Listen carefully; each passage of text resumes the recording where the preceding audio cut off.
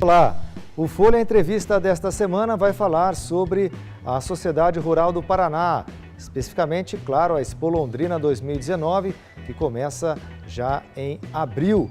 Vamos falar também sobre a projeção da safra, como é que o agronegócio aqui da nossa região vislumbra, a projeção da produção, principalmente neste ano. Vamos conversar sobre esses temas com o presidente da Sociedade Rural do Paraná, Antônio Sampaio. Presidente, muito obrigado pela sua participação no Folha Entrevista. Eu que agradeço. Seja muito bem-vinda, muito bem-vindo, viu?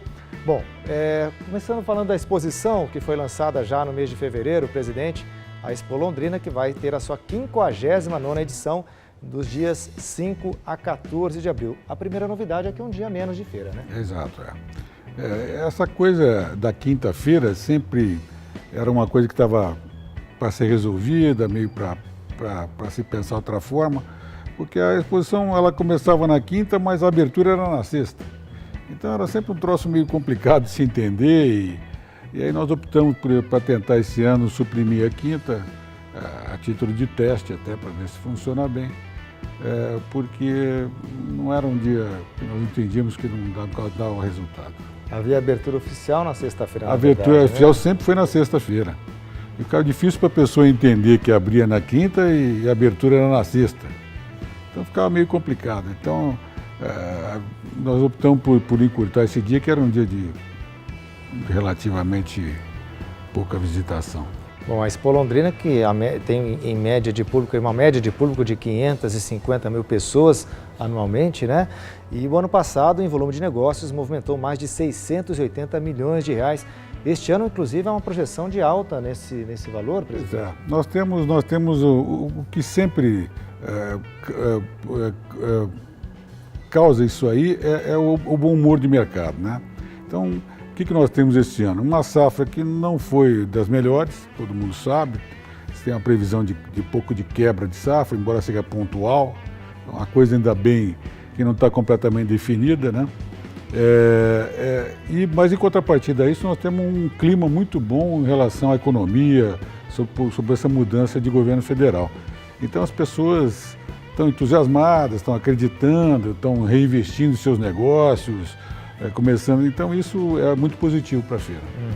Bom, e o senhor falou essa questão da economia e o Fórum de Negócios, que também é um evento que sempre acontece na Expo, focando este ano em infraestrutura e logística. Por que esse tema, presidente? Então, é um tema muito importante para o agronegócio.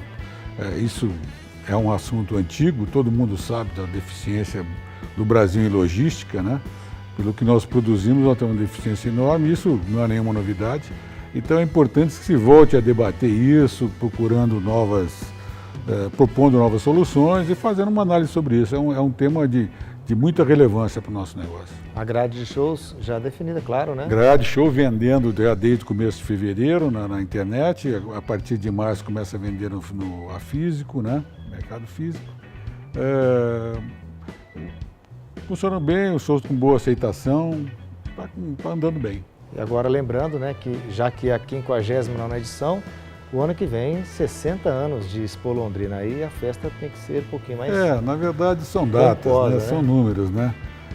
Mas quem faz, como eu fiz no que eu falei, uma entidade que faz 59 eventos com um sucesso, com um relativo sucesso, já é uma marca interessante, né? Tem que se prestar atenção nisso, porque que evento você conhece tem 59 edições? É muito pouco. Agora, a gente sabe que muito do volume de negócios na feira acontece por meio da venda do maquinário agrícola, né? E também as concessionárias que trazem aí os seus produtos. Qual é a expectativa em relação ao maquinário? Como é que está o setor nesse começo de ano? Parece que bem. Quem deu um bom sinal disso foi a Feira de Cascavel, né? Que parece que foi resultado satisfatório. Então isso já dá um bom sinal para nós. Que apesar desse percalço aí de safra, as pessoas estão interessadas em investir e renovar. Então é um bom sinal.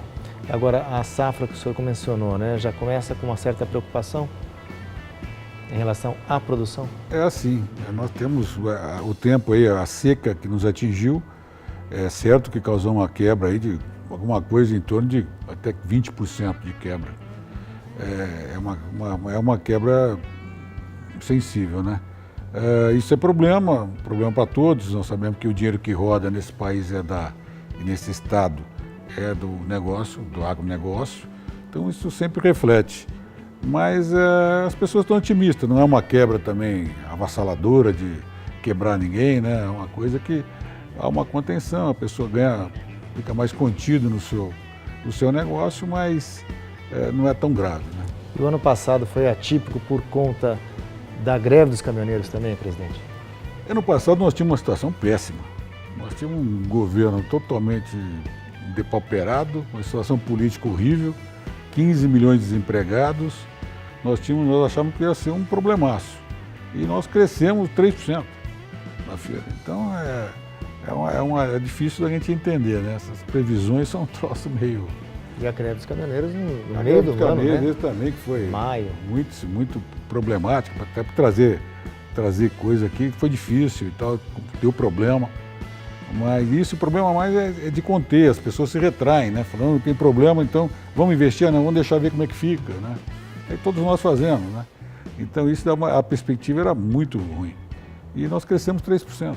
Então é difícil entender. Quer dizer, mesmo com um ano ruim, houve um crescimento da feira. Então é um raciocínio, muitas vezes a gente tem dificuldade, né? Como se a economia todo mundo soubesse, não, né? Era fácil resolver. Né?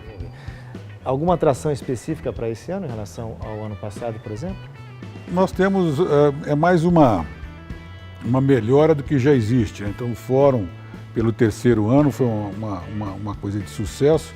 Nós estamos prestando mais atenção, queremos trazer a ministra para fazer a abertura, as palestras, sempre foi uma solução de sucesso também. É uma coisa que atrai o produtor, o técnico, o produtor para dentro, que é um visitante que nos interessa também. Então é uma ação que traz esse povo aqui. Então nós estamos dando uma melhorada. Os shows, cada ano é um ano, você sabe, show, hoje está bom, daqui a 30 dias ele não vende mais nada, então é uma coisa muito difícil, né? Mas a gente tenta chamar gente especialista, isso não é a opinião do eu acho, a gente chama especialista no negócio e fala, esse aqui está bem, vai estar bem, e tentamos dar uma dividida de tribo também, colocamos o Ferrugem, o Kevinho, para meio dar uma distribuída nas tribos aí também, porque se você fizer 10 dias de show para o mesmo clientela, o cara... Fica difícil atrair tanta gente, é verdade. No início deste ano, algumas entidades aqui representativas de Londrina estiveram reunidas com o governador Ratinho Júnior. A principal pauta, a preocupação, né, do setor de que o Iapar saísse aqui de Londrina. Havia esse comentário, esse rumor no início do governo Ratinho Júnior. E aí as entidades estiveram lá, o senhor inclusive participou da reunião. Qual foi a impressão? O que vocês pensam a respeito desse assunto, da possível saída do Iapar, ou pelo menos a fusão do Iapar com outras entidades aí do setor? Então, na verdade o que aconteceu é um início de governo, a gente tem que ter isso em mente, que é um início de governo sempre, para dar a arrancada inicial, essa coisa sempre é meio complicada, isso é normal de qualquer atividade. E nessa inicial, como ele começou a fazer os estudos conforme a campanha, nada fora do que tinha previsto em campanha, só que houve uma falha de comunicação, talvez, aí com o pessoal da região. Então começou a se falar em atitudes e as pessoas não sabiam bem como aquilo estava sendo pensado. Então causou um certo desconforto. As pessoas me ligavam a cada 5 minutos para... vamos fechar o Iapar. Vamos vender o aeroporto. E sabe, aí as pessoas ficavam meio inseguras.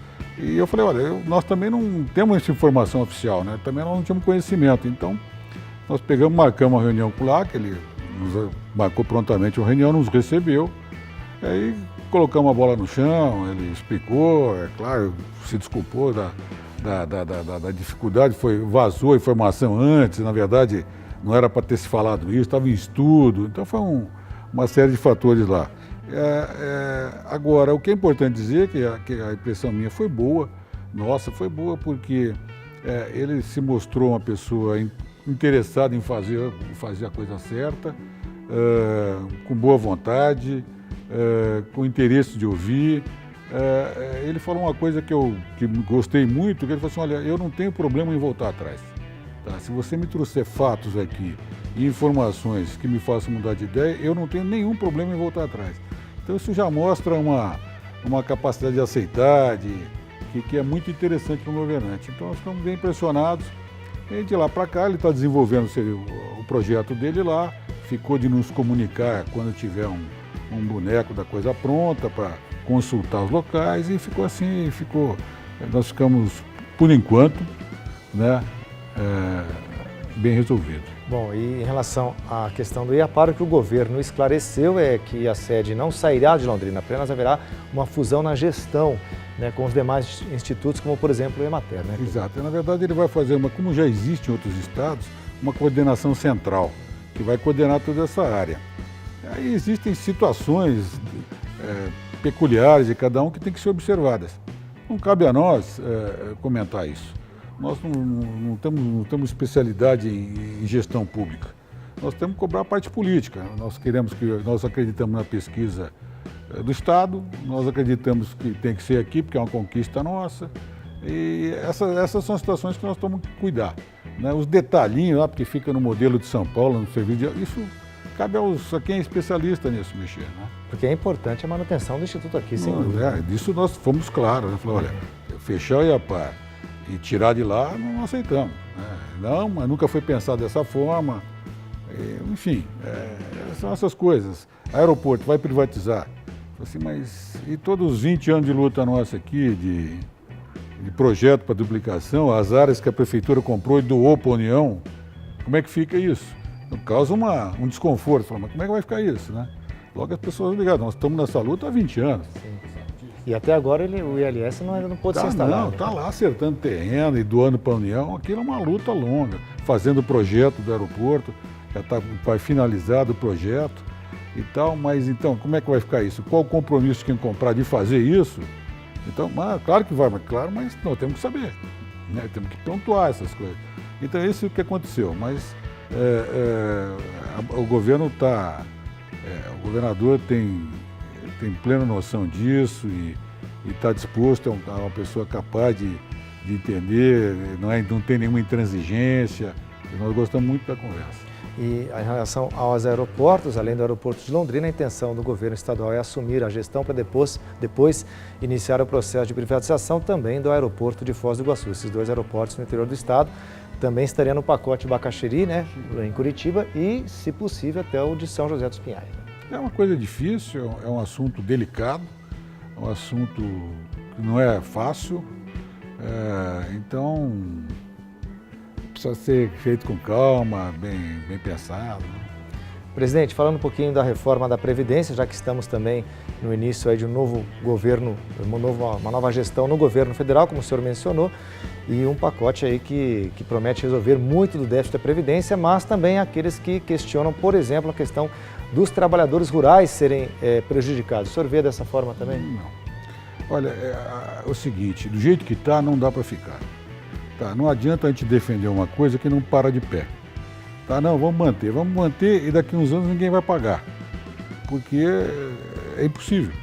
Tá, então nós não podemos perder a realidade de vista, tá certo?